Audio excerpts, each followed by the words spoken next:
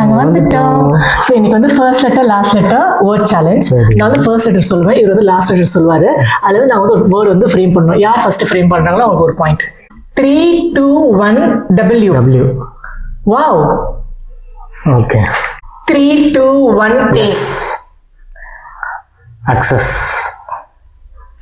எத்தனை நீங்க? 3, 2, 1 L. B.